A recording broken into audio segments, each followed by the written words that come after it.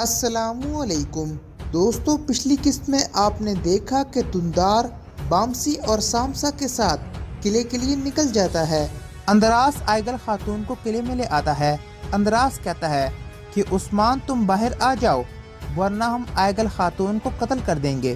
آئگل کہتی ہے عثمان تم باہر مت نکلنا۔ اس بات پر اندراس آئگل کو زور سے چنڈ مارتا ہے اور کہتا ہے عثمان اگر تم باہر نہ آئے تو ہم واقعی اس کا قتل کر دیں گے۔ ہم نے تمہارے چچا دندار کو بھی یہاں بلایا ہے، وہ جب بھی یہاں آئیں گے تو ہم ان کو بھی قتل کر دیں گے۔ عثمان یہ سب دیکھ کر غصے سے باہر نکلنے لگتا ہے، لیکن اس کے سپاہی اسے روکتے ہوئے کہتے ہیں یہ وقت جوش سے نہیں بلکہ ہوش سے کام لینے کا ہے۔ ہمیں یہاں سے نکلنے کے لیے جلد سے جلد کوئی حکمت عملی بنانی ہوگی۔ عثمان کہتا ہے انشاءاللہ میں اللہ کی مدد سے اس قلعے کو ان کافروں کے لیے جہنم بنا دوں گا۔ صوفیہ گورنر کی جگہ بیٹھ کر کہتی ہے کمانڈر کالانوس اب سے تم میرے نائب ہو۔ اس کے بعد صوفیہ اپنی سپاہیوں سے کہتی ہے ترکوں کے ساتھ اب ہمارا معاہدہ ختم ہو چکا ہے، اب ان کے ساتھ نہ ختم ہونے والی جنگ کا آغاز ہو چکا ہے۔ آپ لوگ قلعے کے حفاظتی اقدامات کو یقینی بنائیں، میں ترکوں سے اپنے شوہر کا بدلہ ضرور لوں گی۔ اتنے میں دندار بامسی اور سامسا اس کمرے میں داخل ہوتے ہیں۔ دندار کالانوس سے کہتا ہے تمہاری اس حرکت پر تمہیں مجھ سے کون بچا سکتا ہے؟ کالانوس کہتا ہے آپ مجھے میرے ہی قلعے میں دھمکا رہے ہیں۔ دندار کہتا ہے نہیں، میں تمہیں دھمکی نہیں دے رہا، دھمکی دینا بزدلوں کا کام ہے۔ اگر میری بیٹی کے ایک بال کو بھی ذرا سا کچھ ہوا تو میں اس قلعے کو آگ لگا دوں گا۔ جس وقت ہم یہاں معاہدہ کرنے آئے تھے اگر عثمان اس وقت ہمارے ساتھ نہ ہوتا تو تمہارا گورنر اس دن ہی قتل ہو جاتا۔ اس بات پر صوفیہ کہتی ہے اگر عثمان بے قصور ہے تو اس سے کہو ہمارے سامنے آئے، اس کو ہمارے سامنے آ کر اپنی بے گناہی ثابت کرنا ہوگی۔ اتنے میں اندراس آئگل خاتون کو اس کمرے میں لے کر آتا ہے۔ صوفیہ اندراس سے کہتی ہے آئگل خاتون کو چھوڑ دو۔ آئگل خاتون دندار سے کہتی ہے بابا جان ان میں اتنی جرت نہیں کہ وہ آپ کی بیٹی کو چھو سکیں، اگر ان میں اتنی جرت ہوتی تو یہ لوگ عثمان پر الزام لگانے کے بجائے گورنر کے قاتلوں کو تلاش کرتے۔ صوفیہ اپنے سپاہیوں کو حکم دیتی ہے جب تک عثمان ہتھیار نہیں ڈال دیتا ان تمام افراد کو زندان میں ڈال دو۔ دندار کہتا ہے صوفیہ تم نے بازنطینیوں کا خوفناک چہرہ ہمیں دکھایا ہے، دراصل تم عثمان کو نہیں بلکہ مجھے چاہتی ہو تاکہ تم گورنر کے ساتھ ہمارا معاہدہ برباد کر سکو، کیونکہ یہ بات ہم سب لوگ جانتے ہیں کہ عثمان اس وقت قلعے میں موجود نہیں۔ اگر ہمیں ذرا سا بھی کچھ ہوا تو تمام ترک قبائل تمہاری اینٹ سے اینٹ بجا دیں گے۔ یہ بات سن کر کالانوس کہتا ہے اگر تم اپنی بیٹی کے ایک بال بیکا ہونے پر اس قلعے کو آگ لگا سکتے ہو تو پھر ہم اپنے گورنر کے قتل پر تمام ترک قبائل کو موت کے گھاٹ اتار سکتے ہیں۔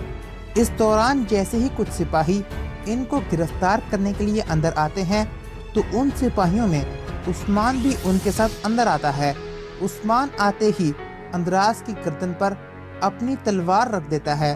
عثمان کو دیکھ کر صوفیہ خوش ہو کر کہتی ہے کیوں دندار صاحب، اب آپ کا کیا خیال ہے؟ آپ نے تو کہا تھا کہ عثمان قلعے میں موجود ہی نہیں، میں جو چاہتی تھی مجھے وہ مل گیا، عثمان خود چل کر میرے پاس آیا ہے۔ عثمان کہتا ہے میں تمہارے پاس چل کر نہیں بلکہ تمہاری موت تمہارے پاس آئی ہے، اب تم ان لوگوں کو جانے دو ورنہ میں تم سب کو مار دوں گا۔ صوفیہ کہتی ہے تم نے پہلے میرے شوہر کو مارا پھر میرے سپاہیوں کو قتل کیا، اگر تم اندراس کو چھوڑو تو میں اپنا وعدہ پورا کروں گی۔ دندار کہتا ہے میں اپنے بھتیجے عثمان کو لیے بغیر یہاں سے نہیں جاؤں گا۔ صوفیہ کہتی ہے ہم ایک عدالت لگائیں گے اور اس میں آپ کے لوگ بھی موجود ہوں گے اور وہ جو عدالت فیصلہ کرے گی ہم اسی کے مطابق عثمان کو سزا دیں گے، ہم حق اور انصاف چاہتے ہیں۔ یہ باتیں سن کر بامسی کہتا ہے ہمیں صوفیہ کی شرط منظور ہے، اگر ہم بھی اس کی جگہ ہوتے تو ہمارا بھی فیصلہ یہی ہوتا، میرا دل مطمئن ہے اور میں جانتا ہوں کہ عثمان بے قصور ہے۔ سب لوگ بامسی کی بات سے اتفاق کرتے ہیں۔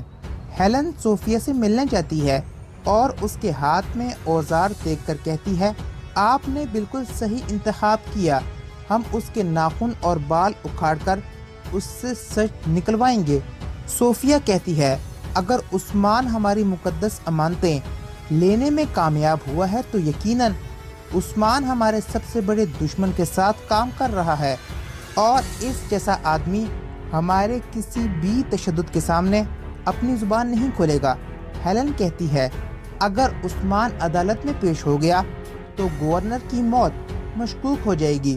صوفیہ کہتی ہے عثمان عدالت میں پیش ہونے سے پہلے ہی بھاگ جائے گا، وہ بہت ہوشیار ہے، اس نے پہلے ہی حفاظتی اقدامات اٹھا لیے ہوں گے۔ عثمان ہماری امانتیں اکیلے نہیں چرا سکتا، ہمیں اپنی امانتیں واپس لینے کے لیے بہت عقل مندانہ چال چلنی ہوگی۔ اب تم میرے سب سے قابل آدمی ٹیکلس کو میرے پاس لاؤ۔ ہیلن کہتی ہے اگر عثمان مقدس امانتیں لے کر بھاگنے میں کامیاب ہو گیا تو ہم کیا کریں گے؟ صوفیہ کہتی ہے آقا یانیس کی سزا دینے سے بہتر ہے کہ میں ایک خطرناک کھیل کھیلوں۔ قلعے کے کچن میں عثمان کے 2 سپاہی موجود ہوتے ہیں، ان کو جیسے ہی پتہ چلتا ہے کہ یہ کھانا عثمان کے لیے جائے گا تو وہ اس کھانے میں ایک چھوٹا سا چاقو ڈال دیتے ہیں۔ قبیلے میں زہرہ خاتون دندار سے کہتی ہے حضور آپ اپنی جان خطرے میں ڈال دیتے لیکن عثمان کو وہاں اکیلا نہ چھوڑتے۔ دندار کہتا ہے عقاب کو قید نہیں کیا جا سکتا۔ بامسی کہتا ہے جب میں قلعے میں جا رہا تھا تو ایک سپاہی مجھ سے ٹکرایا اور وہ عثمان تھا، اس نے ایک کاغذ کے ٹکڑے پر مجھے سب کچھ سمجھا دیا۔ عثمان نے ضرور کوئی نہ کوئی منصوبہ بنایا ہوا ہے، اسی لیے میں نے صوفیہ کی شرط مان لی۔ اتنے میں دندار کا بیٹا بدر کہتا ہے عثمان ہمیشہ ہمارے لیے مصیبت لایا ہے، عثمان نے آپ سب کی جان خطرے میں ڈالی ہے۔ اس بات پر آئگل خاتون غصے سے کہتی ہیں تم نے ہمیشہ عثمان کی مخالفت ہی کی ہے، تم نے قبیلے میں کہاں عثمان کے لیے کوئی جگہ چھوڑی ہے۔ یہ بات کہنے کے بعد آئگل خاتون غصے سے باہر نکل جاتی ہیں۔ تو دوستو یہ تھی اس قسط کی کہانی۔ اگر آپ کو یہ ویڈیو پسند آئی ہے تو اس ویڈیو کو لائک کریں، شیئر کریں، چینل کو سبسکرائب کریں، بیل آئیکن کو بھی پریس کریں تاکہ آنے والی ہر نئی ویڈیو کی اپڈیٹ آپ کو ملتی رہے۔ ملتا ہوں آپ سے نیکسٹ ویڈیو میں، تب تک کے لیے اللہ حافظ۔